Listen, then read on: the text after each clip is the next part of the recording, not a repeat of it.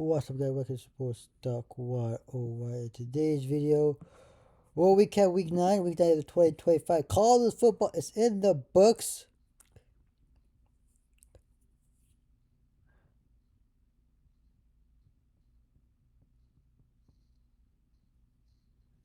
Um, so great weekend of football. We got a lot of games to break down, including the Texas A&M LSU game. We are going to talk about the Ole Miss Oklahoma game, and we'll talk about Missouri Vanderbilt game. We'll get to that. We'll get to the Michigan State game. We'll get to that. We also will get to Texas Mississippi State. What else we got? Virginia versus North Carolina, another good game of the weekend. We have a lot of games. Then we'll talk about a game that I think a lot of people are not talking about. We'll get that in a second. Here we go. We'll start with Tuesday's game. There's some Tuesday, Wednesday, Thursday. Not really great matchups. Including into Friday game again. Not a lot of great matchups over the weekend. From the weekday, course of the weekday, course of the weekdays. So from Tuesday all the way into Friday, those are your scores. Moving on to Saturday, the big games. I'm going to only highlight a few games here because there were a lot of games we'll talk about. Indiana wins. Indiana. Let me tell you about Coach Indiana. I'm going to tell you about Indiana. Let's put Indiana real quick. Look at the schedule. Old Dominion, win. Kansas State, win. Indiana State, win. Against Illinois, win. They have two top teams. Who to beat the top 10? Illinois in the top 10 at the time. Oregon, a top 15 team. Now, Oregon's still ranked. I'm pretty sure Illinois just dropped out of the top, whatever, rankings are in, because they lost this weekend. But they beat two really good teams in Indiana, Illinois, and Oregon. And the biggest game to me, the toughest game on Indiana's schedule was the Oregon game. Why? You go on the road in Eugene, Oregon, which was the tough Alfred Stadium. Let me tell you something, guys. That is the toughest places to play in all of college football. Indiana, undefeated Indiana, goes on the road and beats a really good Oregon team under Dan Lanning. Alright? I like Dan Lanning at Oregon. He's a really good coach. I love Dante Moore. And I love the offense and style offense defense that this Oregon team's running. But why is so from Medulla and this Cincinnati, the whole Google Me situation? You go on the road and beat Oregon. You know you're gonna go to the Big Ten championship game. Hope you win the Big Ten, okay? But you go playoff again, second year in a row, back-to-back playoff position. If you get the schedule, they got 4 games left.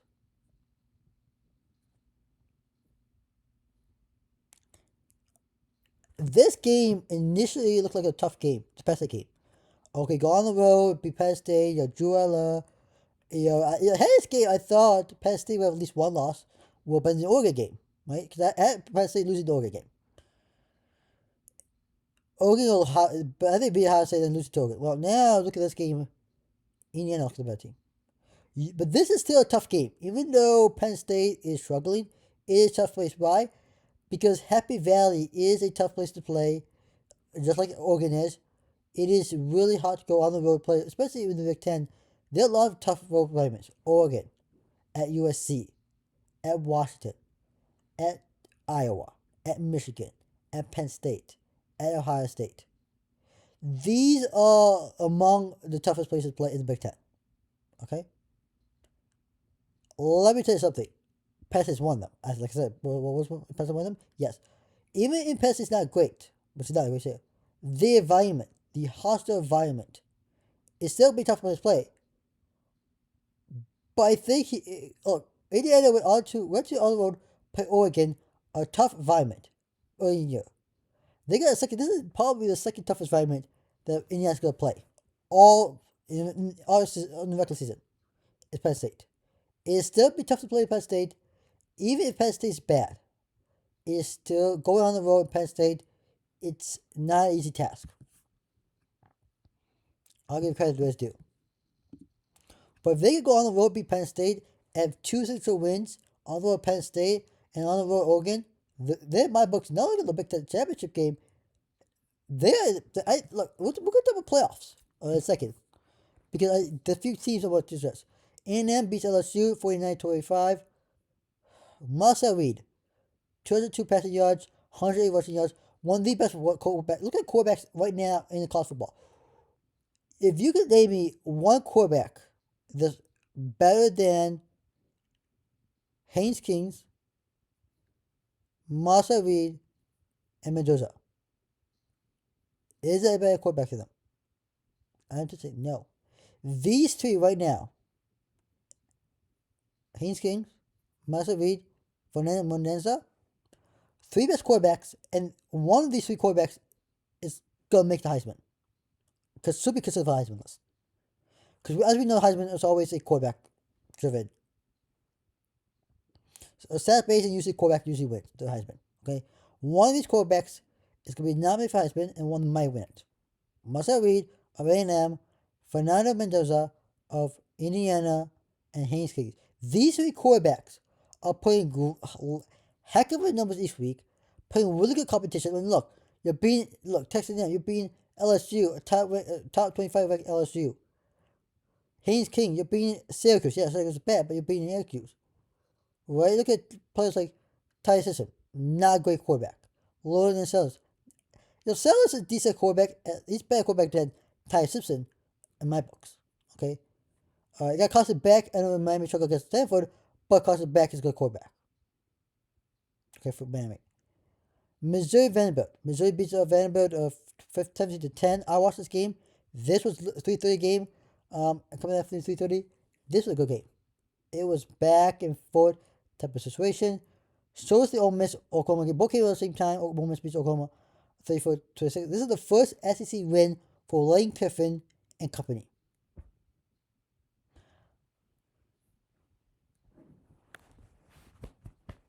Don't worry. Clap. I don't have insert clap sound effects. That's impressive. And I love Lane Kiffin. He's a good coach. What is it? Ole Miss is a heck of a job. The other side of Oklahoma, I'm saying this about Oklahoma, and this is true about Oklahoma.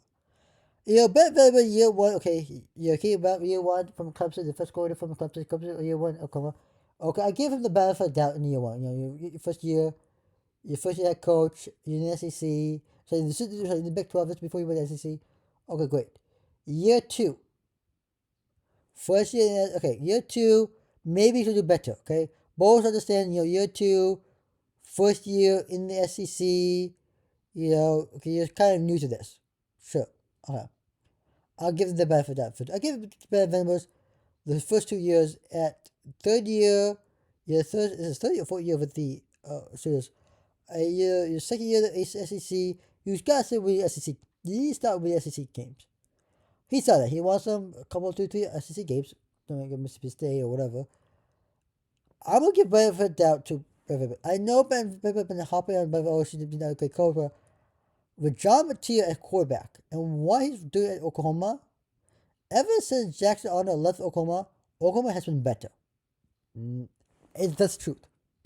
As soon as Jackson Arnold left Oklahoma is better. I think that what Benedict was doing right now, coaching at Oklahoma, is a really good job. He's doing a good job as head coach. And I think he's really turned around the program at Oklahoma. Is it in the best way? It is no, but it's a slow turning point. He's slowly turning in the program, and sometimes it's gonna take a while. We've seen year on year out of college football. It takes a while for teams to figure things out. Look at Jim Harbaugh, right? His first few years, 2015 to 2020, right? 2020, 2020 next kind of COVID year. Because COVID year 2020 season to me is non-existent in my books. I do not think 2020 existed in the college football year. It just not existed. It just that year, college football and sports and everything in general. 2020 was a bad year, so I'm not gonna count 2020 as anything. But his first year, 2015 and 2019. Has it been Ohio State those years? No. Has it been Michigan State? Yes. Has it been Penn State? Yes. Has it won the Big Ten? No. Has it college football playoffs? No. Has it been a bowl game? Yes. Multiple times. Has lost a couple bowl games? Sure. It's lost 2, 3 bowl games. We won some, lost some. They can never have a game. That's great. Come 2021, and this is what I'm saying about Oklahoma. Ben Vanderbilt's been there, 3 years now? 3, 4 years? Year 4, year 5 now. it took Jim Harbaugh a while to figure things out. But come 2021, they figured things out. I think 2021 was the year that they figured things out. First year, first year they beat Ohio State in a long, long, long time. You know, you beat Ohio State, you lose to Michigan State because of Kenneth Walker and company. You go into the Big Ten title game, you win the Big Ten, you go to the playoff, you lose to Georgia your first year. I get it. Your first year playoff, losing to Georgia is understandable. Year two, you're facing you go undefeated. No, undefeated. You're undefeated heading into the TCU game. You lose to TCU. I get you've been playing. Look, you've been playing the year before. You try to get just the playoffs. You should win. Okay, I know the refs. One was a Shaban touchdown. The Shaban touchdown, whatever. Then year three, undefeated year. You go beat Alabama. You go beat Washington when the national championship game. But JJ McCarthy, Blake Corum, Donald Edwards, Coastal Loveland, Mikey Sancho. That's the team that won the national championship. And Jim Harbaugh here. Jim Harbaugh goes to the NFL, right? What I'm saying is those 3. Why was he able to turn this thing around? Because it took him some while. He realized 2015 to 2019, those are down years. He realized what was going on, and he needs to focus. I think that's what Brad Venables is doing right now. He's taking his time. It maybe take some years, but it's happened sooner or quicker, or later. But he's doing what he's doing best. Is trying to turn around a program in Oklahoma, and I think that's what he's trying to do, especially in year 2, Oklahoma's been in the SEC. I think that's what happened. We're trying to do and achieve Oklahoma, and that's what I'm gonna say about that. Virginia beats North Carolina 17-16 overtime. North Carolina, I thought it would be a bad year, but Bill Belichick just out on straight. All right, he at least for the Patriots, and he was knew what he was doing. College football, has no college football experience, and North Carolina's him as coach. I just don't think him and North Carolina are connecting right now. I just don't think North Carolina's win the ACC. They're not going to make the playoffs anytime soon. As long as Bill Belichick is head coach, I just don't think so. And then Virginia. Virginia is the most surprising team in the ACC. They could compete for a playoff spot and an ACC title. Who would have thought that? That was a good game there. Texas survived scare. They beat Mississippi State 45-38 in overtime. Michigan beat Michigan State 31-20. Let's see here. Nebraska beat Northwestern 28-21. Rutgers beat Purdue 27-24. What does we got? Those are the games. Remaining games here. You can see it here. Cause the other game I want to bring out is I know. Let's see if we can do this here. Hold up. FCS. It's FCS. And I know this is going to sound crazy, but it is FCS matchup.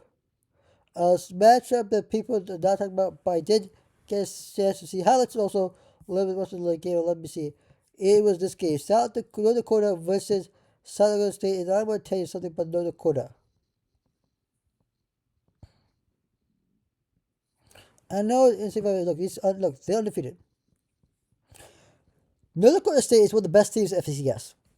Don't at me. They're a really good team. And look at the roster. I'm going to bring up the South Dakota game as an example. We're going to bring up Bosco. Starting quarterback is in. Look at this guy. 137 rushing yards, 17 carries, 4 touchdowns. As a quarterback, 4 touchdowns rushing, no passing touchdown.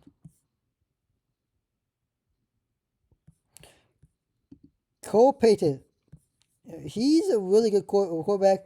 Why I saw for him, is 180 yards, 1,800 yards, 11 touchdowns, 2 interceptions in a year. He's improved from 2021 from touchdown passes to completion to attempts to more. Look at this. 75% completion rate. It started at 633 to 67 to 62, but down a year they came back up.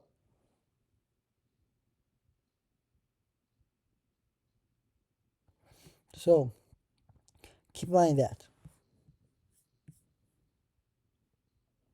But anyway, so that's the game of the weekend. Thoughts on the Oklahoma State Buffaloes? Great games all around. Plus, the Missouri Vanderbilt. College game to be down there. Ole Miss, Oklahoma, Michigan, Mississippi State game, always a game. And then, honestly, this bowl, Virginia versus North Carolina, and of course, Texas versus Mississippi, probably the best games up there. But you have it there, so like it, guys, and channel. Hit the notification button, ask for like one, say out in this video. Peace.